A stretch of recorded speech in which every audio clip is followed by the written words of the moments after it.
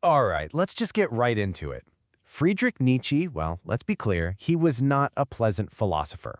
He wasn't writing to make you feel good or to offer you some new life hack. His whole goal was something completely different.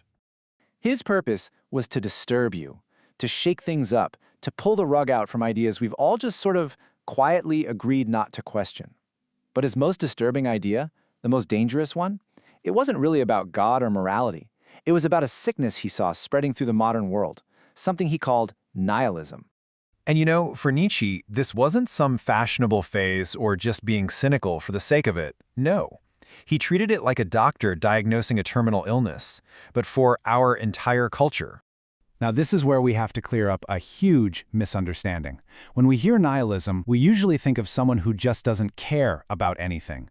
But for Nietzsche, it's not a personal choice. It's a deep cultural crisis. It's what happens when the very ground beneath our feet, the foundation that gave our world meaning and value, just completely disintegrates. So what does that actually look like, this collapse of foundations? Well, this is where Nietzsche drops his most famous, and definitely his most misunderstood, line. In one of his books, a madman runs into a marketplace and shouts this. And people just laugh at him. They don't get it. And honestly, I think most of us still don't really get what he was trying to say. See, people hear God is dead and they think it's a victory lap for atheism, like he's celebrating. But that is the exact opposite of what he meant. Nietzsche wasn't cheering, he was sounding a five-alarm fire.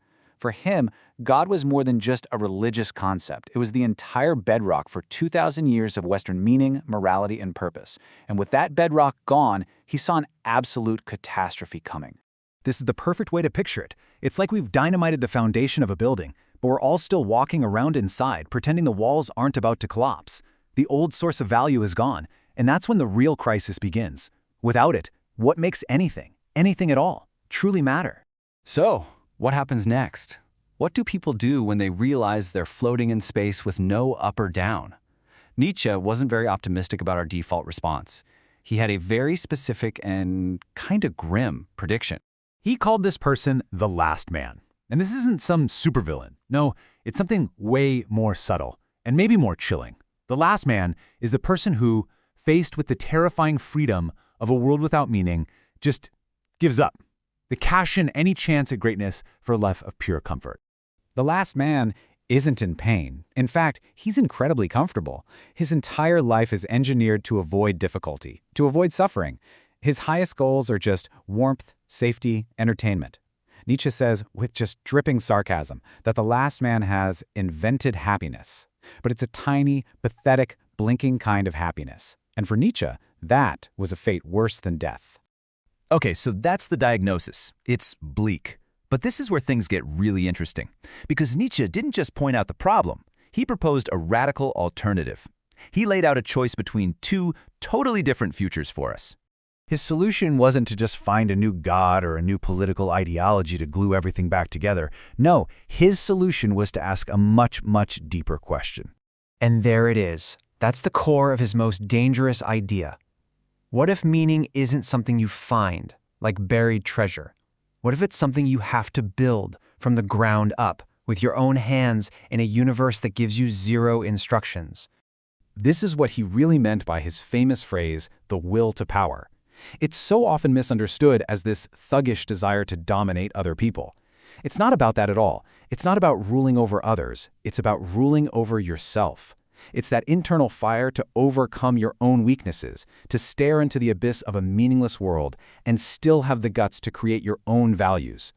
So let's put these two paths side by side. On one hand, you have the last man. He just passively takes whatever values are handed to him, or he just ignores the whole problem and stays comfortable. But on the other hand, you have what Nietzsche called the Übermensch, the overman.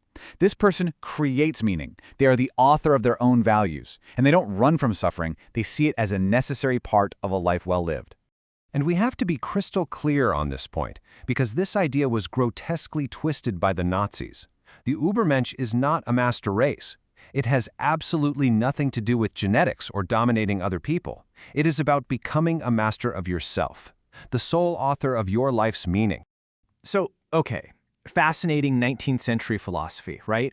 But what on earth does this have to do with you, right here, right now? Well, everything, because Nietzsche's crisis has become our everyday reality. The problem he diagnosed over a century ago, it's only gotten deeper. The old structures are gone, and we're all left scrambling. And if you look around, you can see the two default paths he predicted absolutely everywhere. Think about it. Path number 1 is to just grab onto a new authority, a rigid political ideology, a group identity, some all-consuming cause that tells you exactly what to believe and how to live. Path number 2 is the full retreat into the last man's world of comfort. You know, the endless scrolling, the binge-watching, the 1,000 tiny distractions that numb us to the weight of our own lives. Nietzsche's idea is so dangerous because it doesn't give you either of those easy ways out. It's a third path, a much, much harder path. It's harder because it rips away every single one of your excuses. There's no one else to blame for whether your life has meaning or not. And that brings us to the real challenge he leaves us with. It's not about being tough or having more willpower. That's the common mistake. The real question is much sharper and way more personal. Honest enough to really look at the world without any cosmic safety net?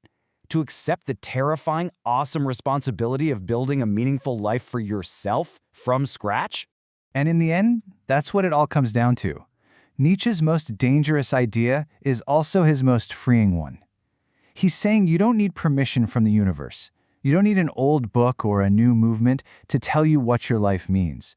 You just need the honesty to see things as they are and the courage to decide.